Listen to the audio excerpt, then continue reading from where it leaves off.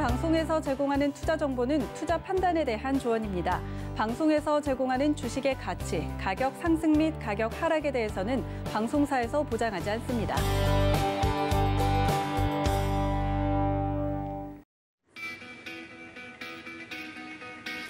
네, 여러분 안녕하십니까? 고수익 작전 타임 김선입니다. 간밤에 뉴욕 증시가 모두 하락으로 마감했습니다. 미국과 유럽의 변이 코로나 바이러스가 확산하면서 경제 정상화에 대한 우려가 부각이 됐는데요. 독일과 프랑스 등의 셧다운 조치에 경기 민감주들 큰 폭으로 하락했습니다. 또 유가도 하방 압력을 받았죠. WTI가 6% 넘게 떨어지면서 57달러 선까지 내려앉은 상황인데요. 자, 이렇게 글로벌 증시가 하루하루 불안한 모습을 연출하고 있습니다. 이에 대해서 우리 시장에는 또 어떻게 대응을 해봐야 할지 오늘의 투자 작전 화면으로 먼저 만나보시죠. 네, 오늘의 투자 작전입니다. 신승용의 작전 키워드 바이든 대선 공약 재점검입니다. 바이든 대통령의 대선 공약 다시 한번 점검해 보도록 하겠습니다. 네, 이어서 허반석의 작전 리포트 시간에는요. 최고의 자회사 포트폴리오라는 제목의 신한지주 종목 리포트 함께 분석해 봅니다. 네, 마지막으로 하치기의 고수익 낚아채기 시간, 국내 유일 세라믹 비드 생산업체, 오늘 이 종목 낚아채봅니다.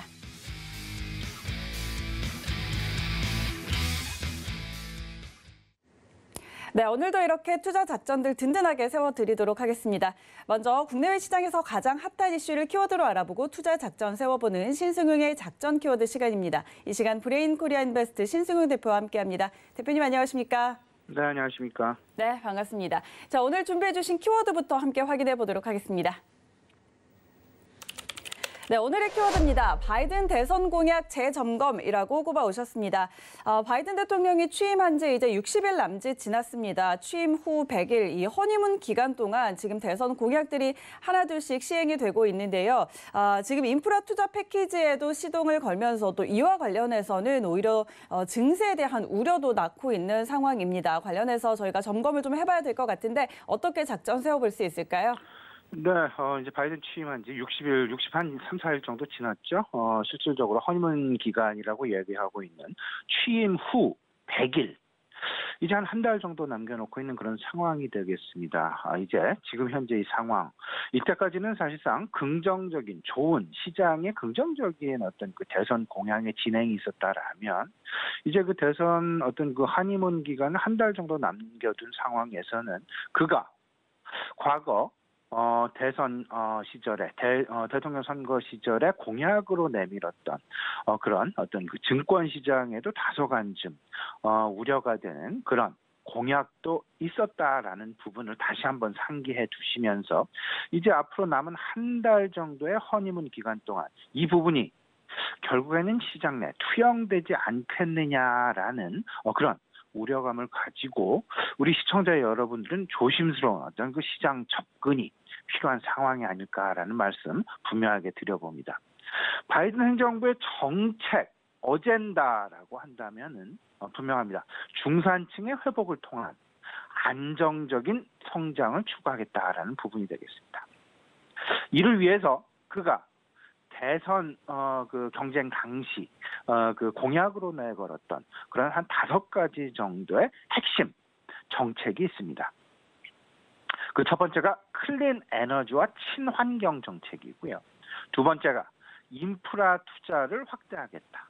그리고 세 번째, 은행에 대한 자본 요건을 강화하겠다라는 다소간 월가에는 조금 좀 부정적인 그런 공약을 내밀었다라는 부분 분명히 인지를 좀 하고 계셔야 되겠고요. 이 부분은 엊그저께 실질적으로 미국의 어떤 그 하락 내지는 미국의 조금 좀 우려감을 자아냈었던 은행업에 대한 자본 규제, SLR 규제에 대한 완화 부분을 3월 31일까지 진행을 하고 더 이상은 연장을 하지 않겠다라는 부분과도 일맥상통하고 있다라는 부분을 분명히 인지하고 계셔야 될 것 같습니다.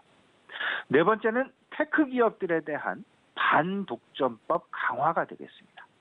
다섯 번째는 증세안이 되겠는데요. 세율의 인상. 최근 들어서 옐런 의장의 입을 통해서 파월 의장이 아닙니다. 옐런 의장, 소위 말하는 바이든 행정부에 속해 있는 재무장관이 되겠습니다. 그의 입을 통해서 조금씩 흘러나오는 이야기가 있습니다. 지금 현재 인플레에 대한 우려감은 아직 걱정할 때가 아니다. 하지만 지금 포커스를 하고 있는 부분은 인프라 확대와 증세 아니다라는 이 두 가지를 옐런 재무장관, 현 재무장관이 계속해서 시장에 조금씩 그 소통의 어떤 그 수준을 계속 높여나가고 있다라는 부분을 분명히 인지하셔야 될 것 같은데, 결국에는 이제 앞으로는 이제 은행 자본 요건 강화라는 부분은 이미 시장에 던져졌고요.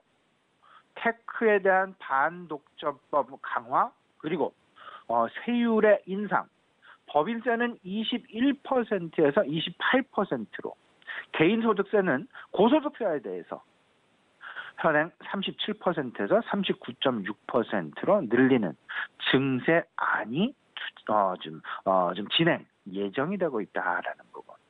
이 배경은 이렇습니다. 재정에 대한 부담, 결국 경기부양책을 큰 대규모로 진행을 하고 있고, 인프라 투자도 대규모로 시장에서 예상을 했었던 2조 달러 규모보다는 훨씬 큰 3조 달러 규모의 인프라 투자안이 진행이 되기 때문에 재정 부담 계속 커질 수밖에 없습니다. 이런 부담을 완화시키기 위해서는 증세가 뒤따라야 된다. 또 하나는 조세에 대한 형평성을 확대하자라는 그런 어떤 그 두 가지 큰 배경이 존재한다라는 부분. 앞으로 이 부분이 그냥 뭐 속전속결로 진행될 가능성은 극히 제한적입니다. 의회를 당연히 통과를 해야 되고, 의회를 통과함에 있어서 다소간의 좀 난항, 당연히 예상이 되는 그런 부분이라고 할 수 있습니다. 공화당은 기본적으로 반대 입장이죠. 기업 경쟁력이 떨어진다, 약화된다. 왜냐하면 증세라는 부분은 기업에서 세금을 많이 걷는다는 얘기고, 기업에서 세금을 많이 걷는다는 이야기는 결국은 기업들의 경쟁력을 약화시키는 그런 가장 펀더멘털적인 어떤 그 둔화 요인으로 작용할 가능성이 높다라는 그런 기본적인 부분이 되겠죠. 민주당 역시 100% 동의하는 부분은 아니겠습니다. 다수 의원들이 지금 증세안에 대해서는 다소 회의적인 분위기가 감지되고 있다라는 부분. 그 가장 큰 이유는 이렇습니다. 지금 코로나 팬데믹 때문에 먼저 우선시되어야 될 부분은 증세는 조금 좀 늦출 필요가 있다라는 그런 의견, 상당 부분 다수 의원들의 입을 통해서 나오고 있다라는 부분. 근데 바이든의 선거 공약을 분명히 생각을 해야 됩니다. 5가지 정도의 핵심 선거 공약, 우리 증권시장과 상당 부분 밀접하게 연관이 되어져 있는 선거 공약. 왜냐하면 이제 물론 아직까지 한 2년 정도 남긴 했습니다만은 2022년 11월이 되겠습니다. 내년 11월이죠. 바이든 현 대통령에 대한 중간 선거, 중간 평가 진행이 예정되어 있다라는 부분. 그때 그들이 바이든 정부가 실질적으로 그들이 내걸었었던 핵심 공약에 대한 이행 여부에 따라서 바이든 중간 선거의 어떤 그 참패 가능성도 넘어설지 모르기 때문에 바이든 대통령 입장, 바이든 행정부 입장에서는 그들이 이야기했었던 선거 공약을 어떻게 해서든지 지키려고 노력을 할 가능성이 높다라는 부분이 될 것 같습니다. 결국은 앞서서 말씀을 드렸던 지금까지 시장 우호적인 선거 공약이 진행이 되었다라면 이제 남은 한 달여, 그리고 중간선거 이전, 그리 길지 않은 시간 안에 바이든 선거 공약, 지금 아직까지는 수면 위로 떠올라 있지 않은 그런 다소간 시장 내에 조금 좀 시장을 제한할 수 있는 선거 공약이 펼쳐질 수 있다라는 부분을 꼭 우리 시청자 여러분 염두에 두시고, 조심스러운 그리고 사실상 선택적인 굉장히 핀셋과 같은 그런 투자 전략, 종목 선택 필요해 보이지 않겠느냐라는 부분 말씀을 좀 드려봅니다. 3가지를 좀 유의해 두셔야 될 것 같은데, 첫 번째는 테크에 대한 반독점법 강화 부분이 될 것 같고요. 2번째는 증세안의 진행. 3번째는 은행업에 대한 자본 요건 강화가 되겠습니다. 은행업에 대한 자본 요건 강화는요, 지금 현재 은행들이 가지고 있는 국채, 이 부분을 시장에 내놓을 가능성이 높고요. 시장에 내놓게 된다라면 지금 최근 들어서 다소 좀 안정화 기미를 보이고 있는 시장 금리 상승에 다시금 불을 붙일 수 있는 그런 어떤 불쏘시가 될 가능성도 있을 수 있다라는 부분. 이 세 가지 꼭 유념하시면서 시장 대응 전략을 좀 세워 나가셔야 될 것 같은데 제 개인적인 판단은 이렇습니다. 경기 사이클을 중심으로 해서 포트폴리오를 분명히 재편해 나가는 게 유효하지 않겠느냐. 분명하게 좀 말씀을 좀 드려보고 여기에는 지금 경기 부양책과 증세하는 한편에서 물밑에서 지금 지금 한창 지금 발길질을 하고 있는 그런 상황이 되겠습니다만은 물 위로 떠올라 있는 경기 부양책과 인프라 투자 확대라는 부분 여기에 조금 더 우리가 포커스를 좀 맞출 필요가 있겠다. 결국 여기에는 친환경 그리고 원자재 그리고 소비 중산층의 소비 확대. 바이든 정부의 정책 어젠다는 중산층의 확대입니다. 중산층의 회복. 결국은 이를 통해서 안정적인 성장을 추구하겠다. 그러면 내구 소비재의 어떤 소비 활성화를 유도하기 위한 각종 정책들이 나올 가능성이 높다라는 부분. 그를 통해서 이어질 수밖에 없다라는 부분. 내구 소비재는 당연히 대표적인 것이 가전과 자동차가 되겠습니다. 이 부분 꼭 염두에 두시면서 일단 큰 흐름에서 친환경, 원자재, 내구 소비재 생각해 두셔야 될 것 같고요. 그다음에 테크 반독점법 강화와는 반독 강화에 대해서 조금 우리가 좀 심도 있게 생각을 해 두셔야 됩니다. 빅테크와 스몰테크들을 좀 구분해야 되겠다. 반독점법 강화에는 대다수 빅테크들이 포함이 되면 소위 말하는 빵 주식이 될 것 같습니다. 이를 통해서 정책적 모멘텀에 대한 그 차별화 이 부분을 꼭 좀 생각해 두실 필요가 있어 보인다. 그러면서 결국은 전체적으로 갈 수밖에 없는 업종군들은 뭐가 있을까? 정책이 강화한다 해도 반독점법이 강화된다 하더라도 결국은 시대의 흐름에 의해서 상승할 수밖에 없는 업종에는 어떤 것들이 있을까? 결국은 대세를 막지 못하는 그런 업종군. 전기자동차와 자율주행 자동차, 소비와 연결이 되어 있는 자동차 업종에서 생각을 좀 하실 필요가 있어 보이고요. 그리고 통신 네트워크의 확대와 관련된 반도체와 그리고 5G 네트워크 역시 반독점법 규제가 강화된다 하더라도 큰 대세는 거스르지는 못하지 않겠느냐. 이 부분 꼭 좀 생각해 두시면서 지금 수면 아래에서 아직 수면 위로 올라와 있지 않은 바이든 정부 출범과 맞물린 아직 실현이 되지 않는 그들의 핵심 선거 공약은 무엇인지 한번 되짚어 보시는 그런 계기가 되셨으면 합니다. 네, 그럼 오늘 시장 대응 작전도 한번 세워보도록 하죠. 최근 투심이 경기 민감주 쪽으로 조금 이동하는 듯한 그런 모습들이 나타났는데 그런데 코로나19 변이 바이러스가 다시금 확산이 되면서 이제 경제 정상화가 또 지연되는 거 아니냐 하는 우려도 나타나고 있습니다. 이와 관련해서는 저희가 작전 어떻게 세워볼 수 있을까요? 예, 상당히 사실상 어제 같은 경우 사실상 독일발 우려감이다라고 해도 과언이 아닐 것 같은데요. 독일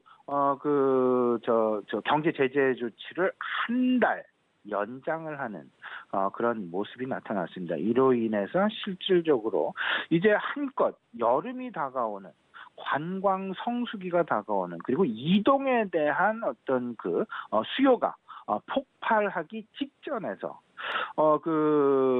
이동 제한 그리고 경제 제재 조치의 한 달 연장이라는 그런 부분들은 어찌 보면 한창 기대감이 커가고 있는 어떤 업종군 그리고 시장에 대해서 다소 좀 찬물을 끼얹는 그런 부분이 아니었나라는 생각인데요. 그럼에도 불구하고 우리가 생각해야 될 부분 결국은 시장 내 금리라는 부분 한 가지 하고요. 두 번째는 경제 제재에 대한 부분은 코로나 노이즈가 실질적으로 있다 하더라도 그 기대감을 무너뜨리지는 못할 것이다라는 그런 부분 속으로 일단 큰 동요 없이 계속해서 추구해 오셨던 그런 어떤 그 투자 전략을 계속해서 유지해 나가시는 게 맞는 전략이 아닐까라는 생각 분명하게 시청자 여러분께 말씀을 좀 드려보고자 합니다. 일단 금리 상승은 기정사실화라는 부분으로 인플레에 대한 어떤 그 부담은 분명히 있지만 옐런 재무장관도 그렇고 파월 의장도 그렇고 아직까지 걱정할 만한 수준은 아니다라는 쪽으로 일축을 해 나가고 있는 그런 상황. 그 이야기는 거꾸로 조금 되돌려서 생각을 해본다면 금리 상승 자체가 이제는 시장에서 기정사실화 되어가고 있다라는 부분으로 우리는 좀 이해를 하는 것이 바람직하지 않나 말씀을 좀 드립니다. 다시 말씀을 드리면 미국의 1.9조 달러의 경기 부양책 그리고 3조 달러 규모의 인프라 투자 확대 결국은 약 5조 달러 규모입니다. 이 부분 5조 달러라 하면요. 우리나라 1년 GDP가 1.7조 달러가 되겠습니다. 1.7조 달러의 거의 3배에 가까운 그런 경기 부양책이 계속해서 나타난다라는 부분. 이렇게 된다면 인플레이션에 대한 어떤 그 인플레이션은 지속될 수밖에 없고 이 부분이 과연 우려로 나타나겠느냐 아니면 기대감으로 나타나겠느냐. 일단 어제 미국 시장에서 있었던 그런 원자재 가격의 어떤 그 하락이랄지 아니면 여행업, 항공업의 하락이랄지 이런 부분들은 제 개인적인 판단은 일시적인 부분이 아닐까라는 그런 생각 가져보게 됩니다. 일단 미국의 금리 방향성은 어쨌든 여기서 더 물론 안정화는 보이겠지만 속도에는 영향을 미칠 수는 있겠지만 상승 기조를 막지는 못할 것이다라는 부분. 그렇기 때문에 시장에서는 금리 상승에 대해서는 기정사실화로 받아들여지고 있다라는 부분. 어제 미국 시장이 사실상 3대 지수 모두 코로나 재확산에 대한 우려감으로 마감하는 그런 모습을 보였습니다. 코로나에 대한 우려감이 확산되는 노이즈가 확산되는 그런 모습이었죠. 두 가지였습니다. 독일발 재확산 우려감. 이 부분은 결국은 경제 정상화가 지연되지 않겠느냐라는 그런 우려감으로 여행업, 항공업, 원자재 가격 그리고 경기 민감주 역시 다소간 좀 조정 양상을 보이는 하락하는 그런 모습을 보였고요. 아스트라제네카의 백신에 대한 불확실성, 신뢰성 논란이 다시금 조금 좀 확산되어져 가는 그런 분위기가 감지되고 있다라는 부분. 그럼에도 불구하고 시장은 그 백신 접종의 속도를 계속해서 내고 있다라는 부분을 우리가 계속 놓치면 안 될 것 같고요. 두 번째는 파월 의장도 그렇고 옐런 의장도 그렇고 하원 의회 증언이 있었습니다. 실질적으로 지난주 FOMC 이후 그 발표된 부분과 그렇게 큰 차이는 없었는데요. 결국 하지만 일단 그 초저금리, 제로금리가 2023년까지 유지된다라는 것에 확신이 다시금 주어지면서 국채금리는 1.62, 1.63% 정도에서 안정되어지는 그런 모습. 여기에 이제 확실하게 시장, 통화정책, 그리고 재정정책의 당국자들은 그 고용 쪽에, 인플레이션보다는 고용 쪽에 조금 더 포커스를 보이는 부분들이 여실히 드러나고 있다. 길지 않은 시간 안에 고용 회복이 기대 이상의 수준으로 나타날 가능성이 높을 것이다라는 부분. 이 부분에 계속해서 어떤 그 시장과의 소통의 중심점에 있다라는 부분 생각을 해두실 필요가 있어 보여요. 그 이야기는 더 거꾸로 이야기를 하면 통화정책의 중심점은 결국은 고용에 있을 수밖에 없다라는 부분으로 우리가 이해를 하시면 되지 않을까. 따라서 고용과 관련된 부분. 결국 매주 목요일 우리 시장으로는 금요일 새벽이 되겠습니다. 주간 신규 실업 청구 건수의 시장은 계속해서 관심을 가질 수밖에 없을 것이다라는 부분 다시 한번 기억해 두실 필요가 있어 보이고요. 미국과 중국 간의 관계, 사실상 이번 알래스카 회의를 통해서 사실상 조금 좀 기대감이 없지 않아 있었습니다. 하지만 원론적인 이야기에 좀 그치게 되면서, 그리고 서로의 입장을 확인하는 그런 과정에 그치게 되면서 조금 좀 그 관계 개선이 난망스럽게 됐다라는, 다소간 좀 실망스러운 부분들 역시 지난밤 미국 증시 하락의 주요 배경이 되었다라는 부분 말씀을 좀 드립니다. 결국 좀 정리를 해보죠. 지금 시장 내 시장 재료 4가지입니다. 이를 중심으로 해서 포트폴리오를 구성해 나가는 게, 그리고 이 4가지 중에 나랑 제일 맞는, 그리고 나와 어찌 보면 가격에서 가장 편안한 그런 포트폴리오를 구성하는 것이 지금 현재 상황 흔들리지 않는 가장 중요한 핵심 요건일 수 있다라는 부분 같이 한번 공감을 하셨으면 좋겠고요. 그 첫 번째가 미국 경기 부양책과 인프라 확대가 되겠습니다. 4.9조 달러에 달하는 인프라 확대, 친환경, 원자재, 해운, 그리고 잊지 말아야 될 것이 내구 소비재다라는 거예요.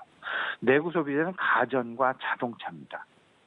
중산층 소비 확대, 결국에는 그 중심점에는 내구 소비재가 자리하고 있다라는 거예요. 두 번째는 노이즈가 나옴에도 불구하고 백신 접종은 가속도를 내고 있습니다. 화이저와 모더나, 아스트라제네카, 존슨앤존슨. 이동 제한 완화, 시장은 계속해서 요구하고 있습니다. 백신 여권을 도입하기도 하고 도입할 예정에도 있고, 또 한 가지 미국 항공업과 여행업에서 백악관에 어떤 그 압박 아닌 압박, 부탁 아닌 부탁, 앞으로 5주 이내에 여행 제한을 좀 풀어달라라는 그런 이야기가 흘러나오고 있습니다. 이런 이야기가 진행이 된다라면, 물론 지난밤 코로나 재확산 우려감에 의해서 이 여행업종과 항공업종의 주가 하락이 나타나긴 했지만, 그럼에도 불구하고 여행 제한의 완화 가능성은 좀 높아질 수 있다라는 그런 기대감 갖기에 충분하다. 그 분위기가 충분하다라는 점 인식을 좀 해두셨으면 좋겠고요. 세 번째는 인플레이션에 대한 우려감. 이 부분은 기정사실화로 받아들이는 것이 맞다. 점차 기정사실화로 받아들여져 가고 있다. 그렇기 때문에 인플레이션에 대한 우려 확산을 오히려 기정사실화로 받아들이면서 기술주들의 차별화 가능성을 오히려 우리는 생각을 해봐야 되겠다. 그 차별화 속에는 경기 사이클 중심의 대응이 바람직할 것이다. 경기 사이클상 계속해서 상승 기조에 남아있는, 기조를 계속해서 흐름을 타가고 있는 반도체, 5G, 전기자동차, 자율주행, 전자결제. 이 부분도 여전히 유효한 부분, 일희일비하는 그런 종목군들이 아니라 결국 어떤 그 방향성, 추세는 여전히 살아있다라는 부분. 마지막 4번째는 미국의 정책 변화, 정책 모멘텀, 정책의 어떤 그 바이든 정부의 핵심 선거 공약을 우리가 분명히 이해를 해야 되겠다. 빅테크 반독점법 강화, 그리고 법인세 인상.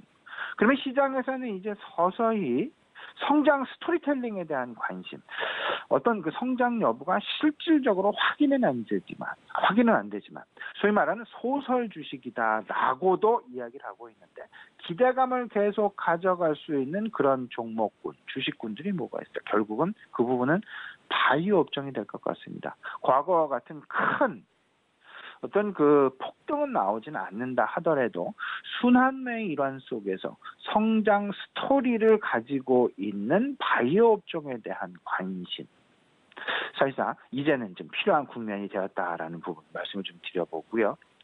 그리고 단일 법인세 인상에 대한 우려감을 지울 수 있는 그런 일시적으로 피해갈 수 있는 그런 업종엔 무엇이 있을까라는 부분을 생각을 해보면 적자가 큰 기업들이 될 것 같습니다. 그러면서 조만간 흑자로 다다를 기업들, 그 부분은 법인세 인상을 당장 한 향후 몇 년간은 피해갈 수 있습니다. 왜냐하면 누적 적자라는 부분 때문에 누적 흑자로 돌아서기 전까지는 법인세 인상으로부터 일시적으로 피할 수 있다라는 그런 부분. 그게 대표적으로 항공업종과 여행업종과 카지노 업종이 아닐까라는 그런 생각 조심스럽게 가져보니까요. 우리 시청자 여러분도 이 네 가지 큰 부류 속에서 나와 맞는 투자 전략, 나와 맞는 포트폴리오는 무엇일지, 그리고 내가 생각하기에 가장 편안한 포트폴리오는 어떤 것일지 한번 고민하셔서 이 네 가지 중에서 나의 포트폴리오를 골라 나가시는 것이 가장 좋은 투자 대안이 아닐까 말씀드립니다. 네, 오늘장 투자 작전까지 같이 살펴봤습니다. 여러 가지 전략들 전해주셨으니까 정말 나와 맞는 이런 쪽으로의 관심 가져보시면서 포트폴리오 잘 짜보시면 좋을 것 같습니다. 자, 지금까지 브레인코리아인베스트 신승훈 대표와 함께했습니다. 대표님 고맙습니다.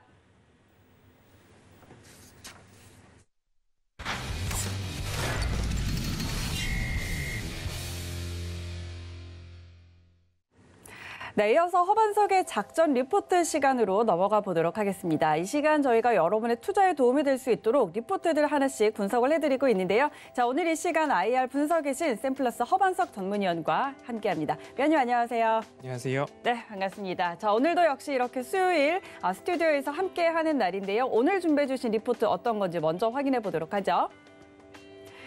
네, 오늘의 종목 리포트입니다. 신한지주입니다. 최고의 자회사 포트폴리오라는 제목을 갖고 있는 리포트인데, 자, 이번 주는 은행업종, 금융업종들 리포트를 하나씩 소개를 해드리고 있습니다. 오늘 들어볼 내용은 어떤 걸까요? 네, 오늘 신한지주 스튜디오에서 말씀을 드리려고 가지고 나왔습니다.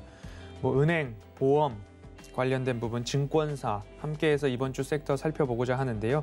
결국엔 코로나 팬데믹으로 인해서 쪼그라들었던, 그리고 이자 상환 유예, 원리금 상환 유예, 그리고 규제 완화를 통해서 금융을 통해서, 금융 정책을 통해서 이 코로나19 팬데믹을 극복해 나가고 있는 전 세계 시장의 모습입니다. 그중에서 이제 신한지주에 대해서 최고의 자회사 포트폴리오라는 제목의 IBK 투자증권의 리포트를 함께 살펴보고자 합니다. 은행 업종에 대해서 이야기를 조금 더 드려야 될 것 같은데요. 그리고 금융지주사에 대해서도 말씀을 드려야 되는데, 금리는 상승을 한다는데, 그리고 미국 국채금리도 연일 뉴스에서 이야기가 오고 가고 있습니다. 그리고 인플레이션, 그리고 원달러 환율이 높아지면, 그리고 그러면 외국인 수급에 있어서도 부정적인 국내 증시의 여건 아닐까라는 이야기들 많이 듣게 되실 겁니다. 하지만 경기 회복과 소비 회복, 그리고 일상으로의 회복, 여기까지 나아가고 있는 상황, 순리대로 우리는 받아들여야 된다라고 말씀을 드리고 싶고요. 하지만 그 과정 속에서 너무 급할 것도, 너무 걱정할 것도 없는 최근의 모습이다라고 말씀을 드리고 싶고요. 한 6월경 정도 되면 이런 이야기가 나올 수도 있습니다. 인플레이션 이후에 테이퍼링에 대한 이슈가 조금 우리들에게 회자가 될 수 있지만, 그 또한 하나하나 이겨내고 극복해 나갈 과정이다라고 한번 생각을 해주셨으면 좋을 것 같고요. 보통 금리 인상을 하게 된다면 순이자 마진이라고 하는 리포트들을 보다 보면 NIM이라고 나와 있습니다. 그 Net Interest Margin이라고 하는데, 금리 인상을 하게 되면 은행은 순이자 마진이 상승하게 됩니다. 그래서 수익성으로 연결되고 있기 때문에 지속적으로 그간 상승해왔던 기술주나, 그리고 성장주, 이런 쪽으로 몰려져 있던 수급들이 금리 인상기에 맞닥뜨려서 어제 보았던 KB금융의 주가 차트와 마찬가지로 조금 이쪽으로의 수급 이동이 올 수도 있다라는 그런 부분들 한번 보시면 좋을 것 같고요. 오히려 금리 인상 속도가 너무 빠르게 된다면 지수 전체적으로 부담을 올 수 있기 때문에 전반적으로 좋지는 않지만, 지금과 같이, 그리고 한 번에 가파른 금리 인상을 조금 한번 지수 조정을 통해서 완화시킨 다음에는 이렇게 은행, 금융 쪽의 업종으로도 지수 상승, 오히려 지수보다도 아웃퍼폼 가능성이 높아지는 그런 섹터다라고 보시면 좋을 것 같습니다. 그리고 어제도 한번 말씀을 드렸습니다. 어떤 부분들이 좋으냐, 자회사들의 실적 개선들이 조금 유망한 업종들을 보시는 게 좋을 것 같습니다라고 말씀을 드렸고요.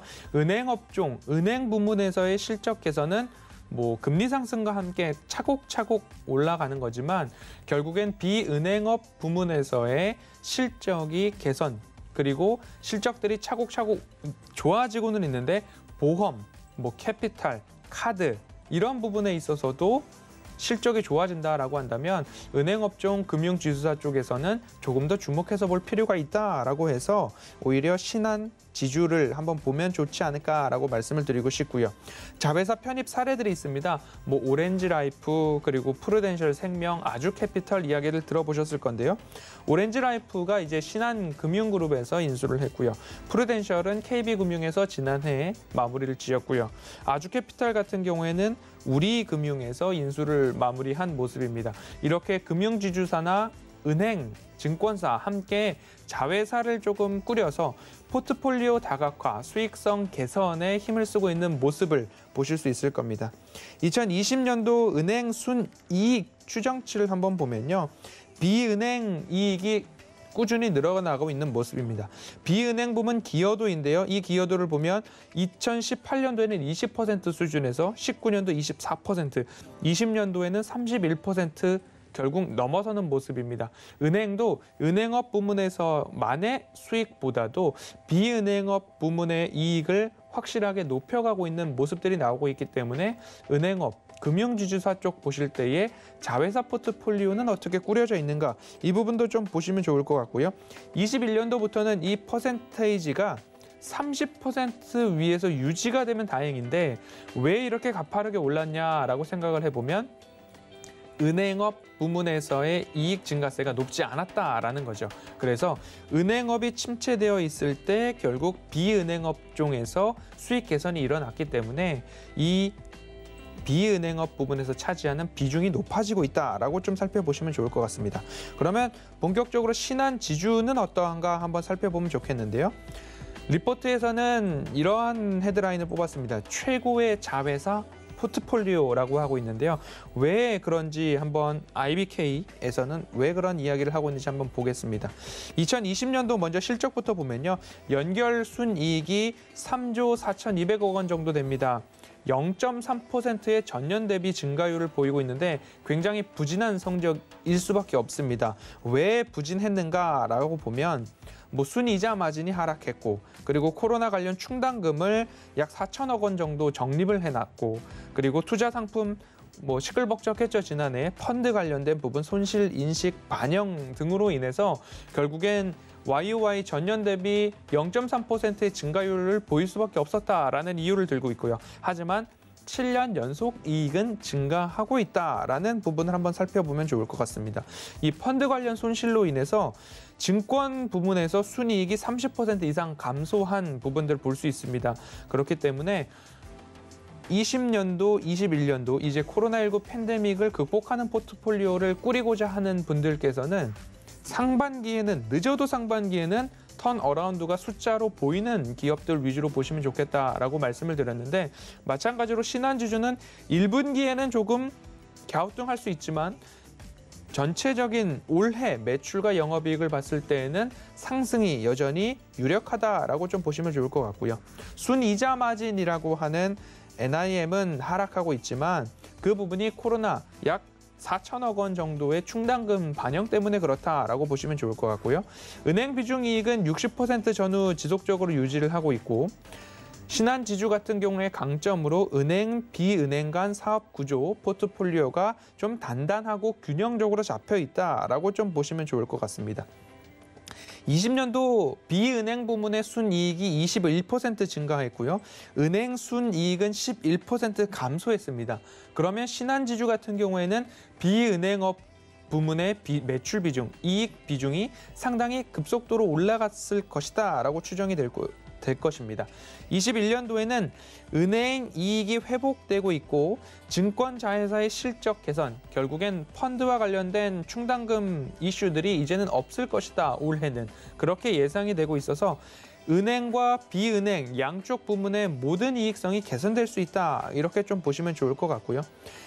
코로나 이런 대선 비용 같은 경우 안정적으로 21년도에는 유지가 될 것이다 라는 그런 부분들 지속적으로 이야기를 해주고 있습니다. 결국엔 신한지주 같은 경우에는 20년도에 안 좋은 부분들을 모두 다 조금 떨쳐버리고 21년도는 은행 부문과 비은행 부문 모두 다 함께 좋아질 것이다 라고 이야기를 하면서 목표 주가를 46,000원으로 이야기를 하고 있습니다.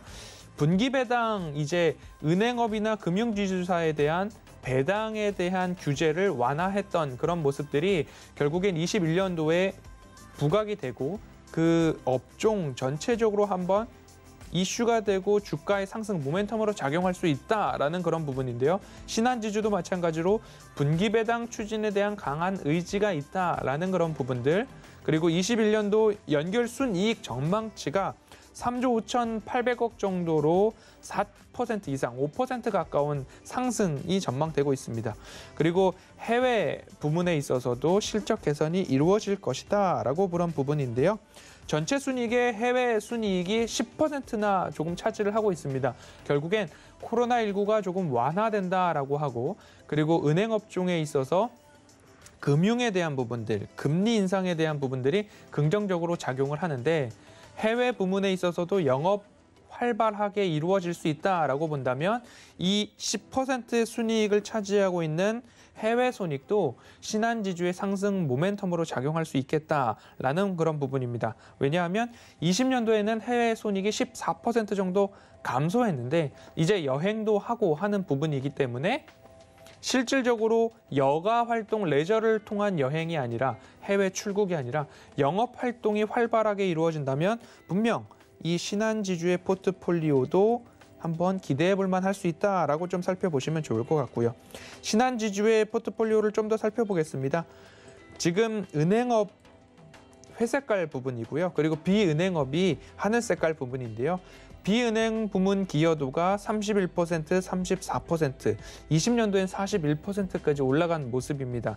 그리고 계열사 간 단기 이익 추이도 신한지주 같은 경우에는 당연하게 신한금융투자, 증권 있고요. 카드 있고요. 그리고 보험과 캐피탈까지 이어지고 있는 포트폴리오 다각화가 이루어져 있는 상황입니다. 그래서 은행뿐만 아니라 증권, 카드, 보험, 캐피탈에서 다양하게 단기 순이익이 발생하고 있는데 그중에서도 신한카드에 대한 부분들 여전히 상승 쪽이고요. 보험 같은 경우가 조금 눈에 띄게 증가하고 있습니다.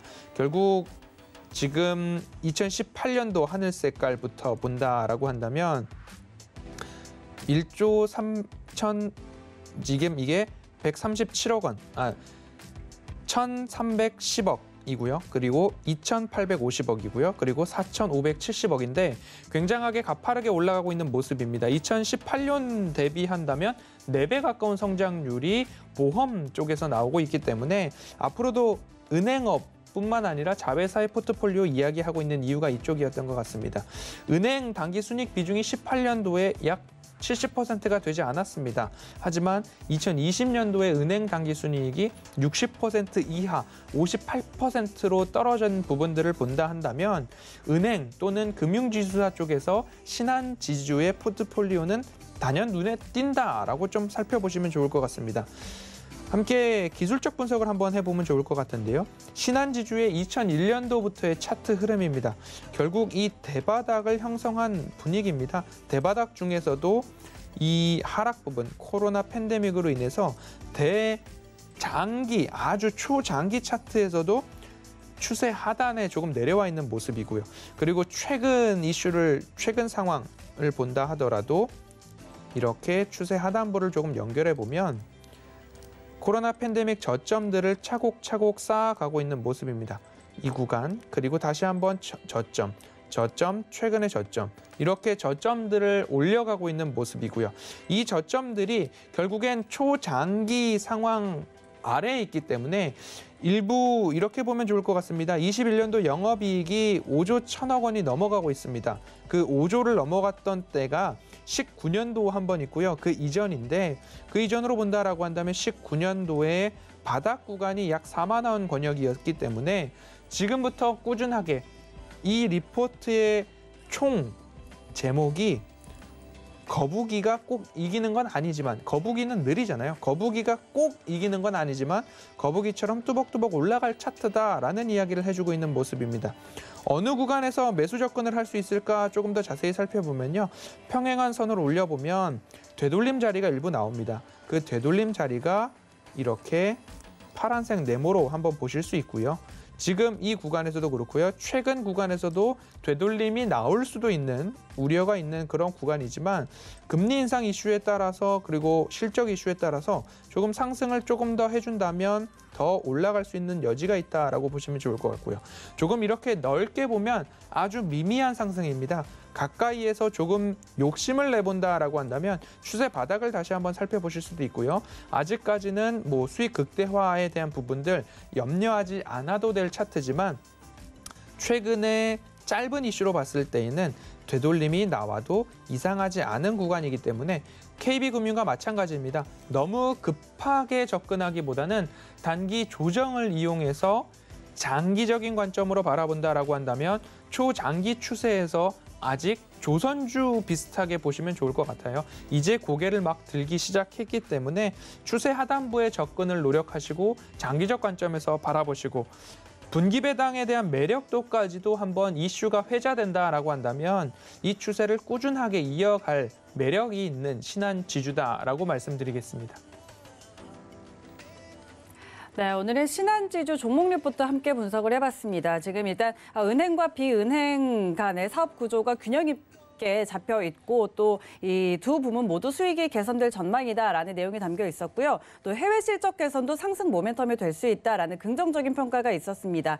또 허반석 전문위원의 기술적 분석으로도 지금 초장기적으로 저점 구간에 들어와 있기 때문에 좀 공략 가능하다라는 전략을 함께 주셨는데 그런데 일단은 장기적으로는 지금 초단기적으로는 저점 구간이고 그런데 단기적으로는 또 되돌림이 나올 수 있는 자리라고도 하셨잖아요. 네, 하지만 지금 이제 금리가 높아지고 있는 상황에서는 또 위로 올라갈 수도 있는 자리라고 해석이 좀 되는데 그렇다면은 좀 되돌림을 기다려보는 게 좋을까요? 아니면은 어떤 전략이 좋을까요? 네, 제가 그런 말씀을 해주실 네. 것 같다라는 느낌도 네. 있었어요. 제가 차트를 보면서도 그런 생각을 했었고요. 네. 뭐 적절한 비유일지는 모르겠어요. 이제 집에서 가정에서 그 쓰레기를 배출을 하시잖아요. 네. 그러면 뭐 느슨하게 넣어서 버리시는 분도 있고 아니면 아주 꽉꽉 채워서 테이프로 동여매서 버리시는 분들도 계시는데 테이프로 동여매서 버리시는 분들의 입장에서 본다라면 아주 저점 바닥에 빨간색 동그라미로 표시된 이 추세 하단을 한번 노려보시는 전략이 가능할 것 같지만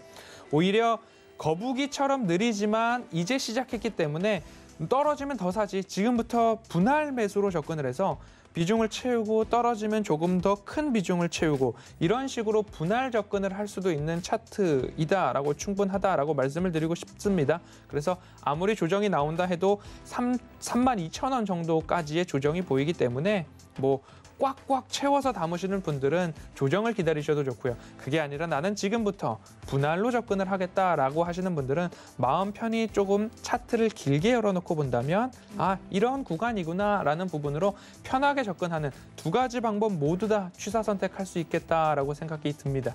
네, 알겠습니다. 적절한 답변이 됐던 것 같습니다. 비유를 미리 준비를 하셨나 봐요.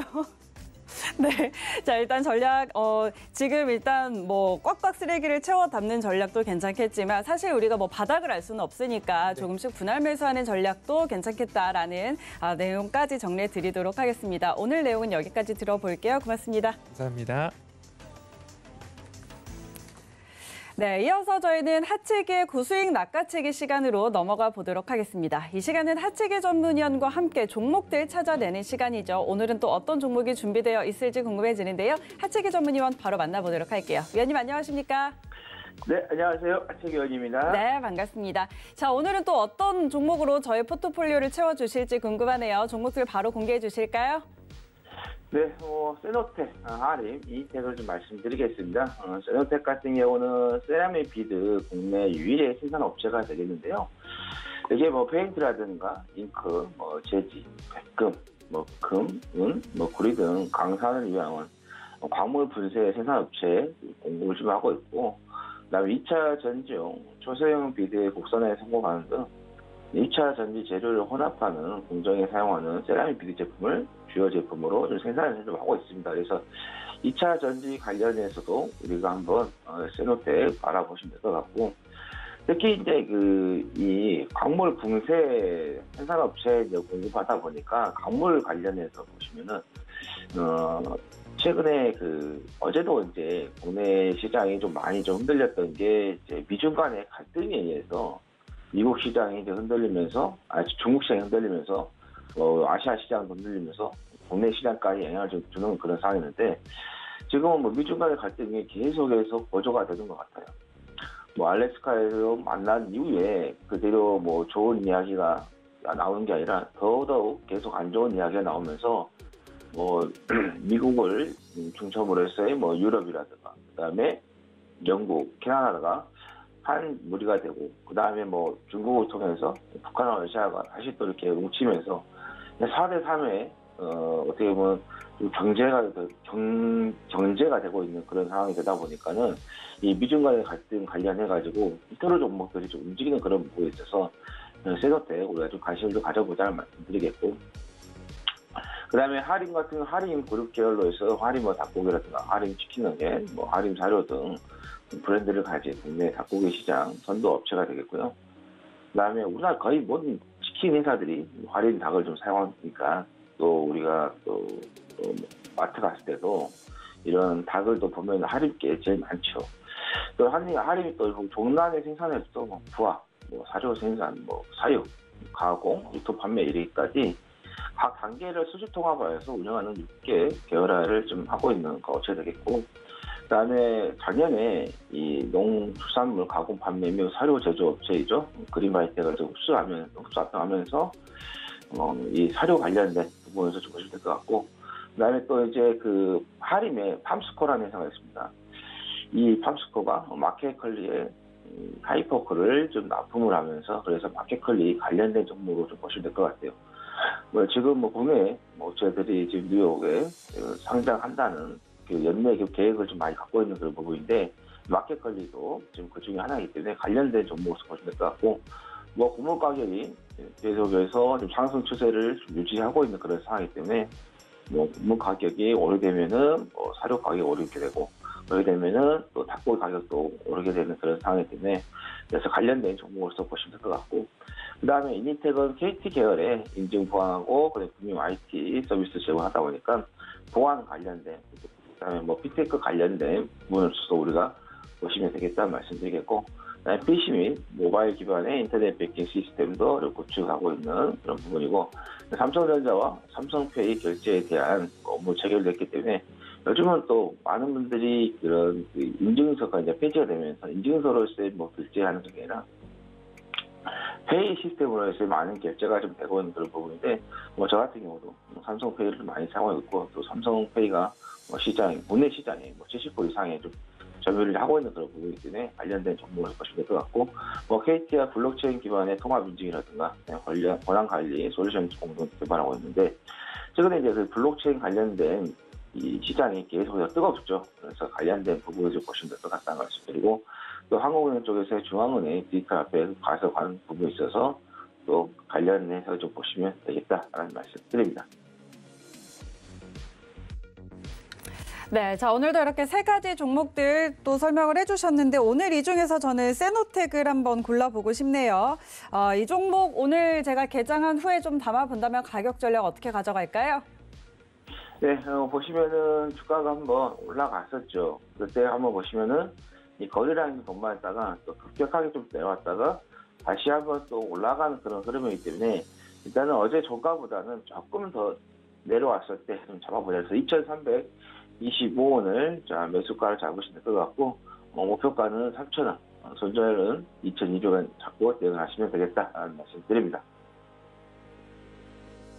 네, 좋습니다. 자, 오늘의 종목 세노텍 매수가 2,325원, 그리고 손절가 2,200원, 목표가 3,000원 이렇게 제시해드렸으니까 함께 참고해 보시면 좋을 것 같습니다. 저도 개장 후에 오늘 이 종목 잘 담아보도록 할게요. 자, 그럼 하재기 전문위원 여기서 보내드리고 저희는 잠시 후에 다시 만나도록 하겠습니다. 고맙습니다.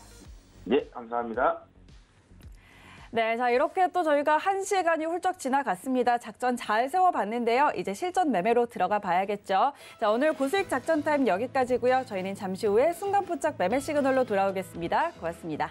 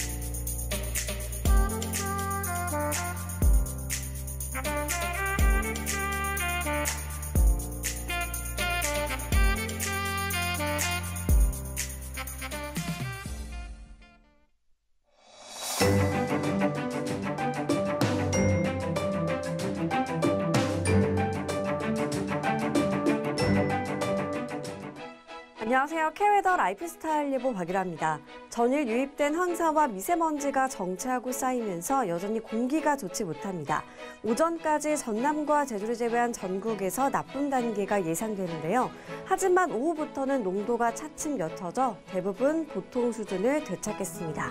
다만 중서부 지역은 한때 나쁨 단계로 먼지 농도가 약간 높을 수 있겠습니다. 오늘도 일교차가 큽니다. 아침인 지금 서울이 6도, 대구 3도로 쌀쌀한 상태고요. 일부 지역은 영하권을 보이며 서리가 내리는 곳도 있습니다. 하지만 낮이 되면 기온이 크게 올라 포근해질 텐데요. 서울은 17도, 대구는 18도까지 오르겠습니다. 환절기 감기에 걸리지 않도록 옷차림에 유의하셔야겠습니다. 이 시각 위성 영상입니다. 경기와 충남, 전라 내륙을 중심으로 1km 미만의 안개가 껴있는데요. 차간 거리를 넉넉히 두고 안전운전하셔야겠습니다. 오늘은 일본 동쪽 해상에서 동진하는 고기압의 가장자리에 들겠습니다. 다음은 자세한 지역별 날씨입니다. 중부지방 대체로 맑지만 가끔 구름 많겠고요. 종일 공기가 좋지 못하겠습니다. 낮 기온 춘천 16도, 대전 17도가 되겠습니다. 동해안의 하늘 대체로 맑지만 영동으로 건조특보가 내려진 가운데 낮까지 강풍이 불겠습니다. 화재에 조심하셔야겠습니다. 남부지방 구름 많겠고 제주도는 차차 흐려지겠습니다. 낮 기온 광주 18도, 부산 16도로 온화하지만 그만큼 일교차가 크겠습니다. 동해상으로 오전까지 강한 바람이 불면서 물결이 최고 3m까지 높게 일겠고요. 서해상도 최고 2.5m로 약간 높게 일겠습니다. 당분간 포근한 가운데 일교차가 크겠고 주말에는 전국에 비 소식이 들어있습니다. 날씨였습니다.